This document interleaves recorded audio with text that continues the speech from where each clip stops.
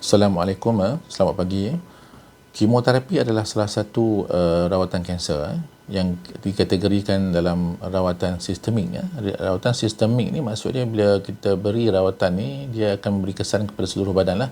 Jadi boleh mematikan kanser di seluruh badan. Dia berbeza dengan rawatan setempat macam radioterapi yang hanya tertumpu pada tempat-tempat tertentu. Ada beberapa kaedah rawatan sistemik ni diberikan seperti suntikan, sama ada suntikan dalam saluran vena ataupun suntikan ke dalam di bawah kulit dan di dalam otot ataupun makan. Ada beberapa sebab ataupun kaedah rawatan kemoterapi ini diberikan. Yang pertamanya sebab sebagai rawatan utama. Jadi ada kanser yang memerlukan kemoterapi itu sebagai rawatan utama. Contohnya kanser leukemia, limfoma, koriokarsinoma. Dan rawatan utama kemoterapi ini adalah rawatan standard untuk kanser-kanser ini. Maksudnya rawatan yang terbaik lah. Kemudian yang keduanya kita panggil kemoterapi adjuvan. Kemoterapi adjuvan ni adalah kemoterapi yang diberikan selepas rawatan utama. Selalunya kita merujuk kepada rawatan pembedahan sebagai rawatan utama lah.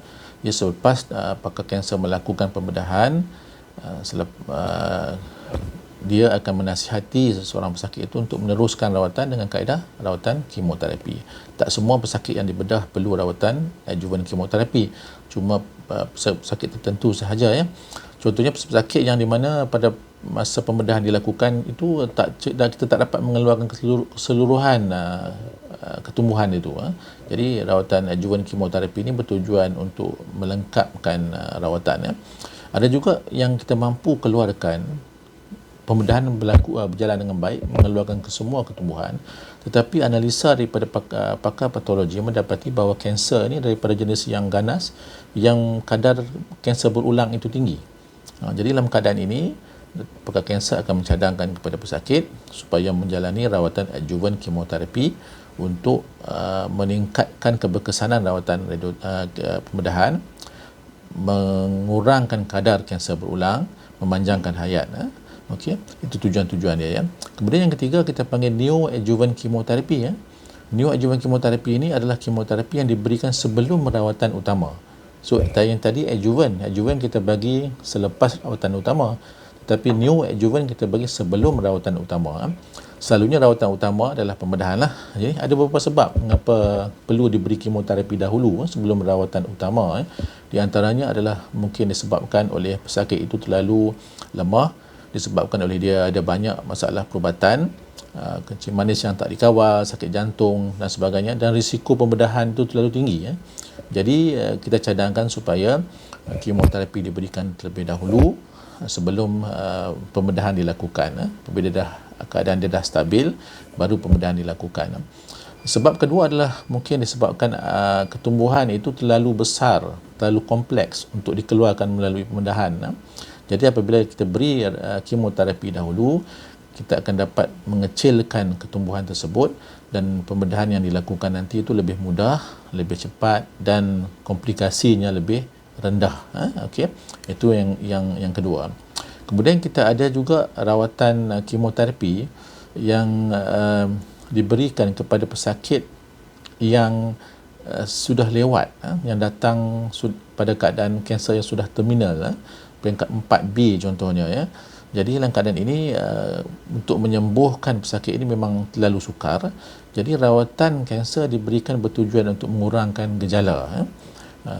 Dan kalau kita gunakan kemoterapi, tujuannya adalah untuk mengurangkan kesakitan ke, masalah tersumbat saluran usus ke, dan sebagainya. Kerana kadang-kadang ketumbuhan ini bila dia besar, dia akan menghimpit saraf dan menyebabkan pesakit itu sakit. Jadi kemoterapi yang diberikan ini bertujuan untuk mengecutkan ketumbuhan itu supaya himpitan itu dapat dikurangkan dan kesakitan pun dapat dikurangkan. Jadi tujuan kemoterapi palliatif ini ataupun palliatif kemoterapi ini adalah untuk mengurangkan gejala dan memulihkan kualiti hidup pesakit. Dia bukan untuk menyembuhkan. Kemudian kita ada juga rawatan kemoterapi yang diberikan bersama radioterapi. Yang ini kita panggil chemoradiation. Jadi chemoradiation ni adalah satu kaedah rawatan di mana radioterapi dan kemoterapi itu diberi serentak. Selalunya kemoterapi diberi seminggu sekali, ya, semasa rawatan external beam tu diberikan, ya. Dan tujuan kemoterapi ini diberikan bersama dengan radioterapi adalah untuk meningkatkan keberkesanan rawatan radioterapi, ataupun kita panggil radio potentiator, ya. Jadi bila digabung kedua-duanya, maka kadar sembuh akan lebih tinggi, ya. Tetapi kaedah rawatan ini mempunyai kesan sampingan yang lebih besar, lebih tinggi lah, ya. Okey, cuma dia boleh dilakukan, diberikan kepada pesakit-pesakit yang tertentu sahaja. So itu adalah beberapa kaedah, beberapa sebab mengapa kemoterapi diberikan kepada pesakit kanser. Sekian setakat ini dahulu. Assalamualaikum.